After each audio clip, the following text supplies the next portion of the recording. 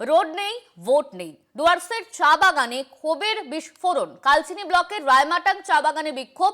কোনো প্রার্থীকে এলাকায় ঢুকতে দেওয়া হবে না, এমনই হুঁশিয়ারি দেওয়া হয়েছে। কোনো প্রার্থীকে এলাকায় ঢুকতে না দেওয়ার নিদান দেওয়া হচ্ছে। তীব্র ক্ষোভ প্রকাশ করছেন চা বাগানের কর্মীরা। রোড নেই তো ভোট নেই, এমনটাই বলা হচ্ছে তাদের তরফে। ডুয়ার্সের চা বাগানে ক্ষোভের বিস্ফোরণ, এই নিয়ে আমরা বিস্তারিত জানবো। আমাদের সঙ্গে ফোন লাইনে রয়েছেন আমাদের প্রতিনিধি অজয় শাহ।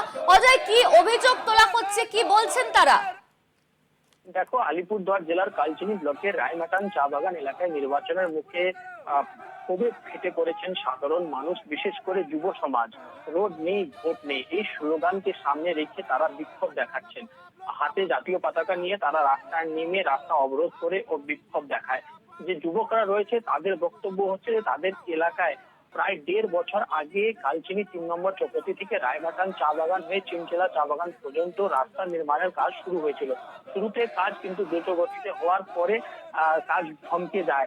বর্তমানে রাস্তার বেহাল দশা, ধুলো মাটিতে অতিষ্ঠ হয়ে পড়েছে। এর ফলে সমস্যায় পড়ে সাধারণ মানুষ, এলাকার ছাত্রছাত্রী, চা বাগানের শ্রমিকরা। তাদের হাসপাতাল, স্কুল সমস্ত জায়গায় যেতে খুবই কষ্ট হচ্ছে। এর ফলে কিন্তু এলাকার যে যুবকরা রয়েছে তারা জমায়েত হয়ে এদিন রাস্তায় নেমে তারা বিক্ষোভ দেখায়। তারা হুঁশিয়ারি দেয় যে ভোটের আগে তাদের রাস্তা নির্মাণের কাজ যদি শীঘ্র শুরু করা না হয় তাহলে কিন্তু তারা গ্রামে কোনো বিজেপি, সিপিএম, আরএসপি, কংগ্রেস আর তৃণমূল কোনো দলের প্রার্থীকেই কিন্তু গ্রামে ঢুকতে দিবে না বলে এমনই হুঁশিয়ারি দিয়েছে।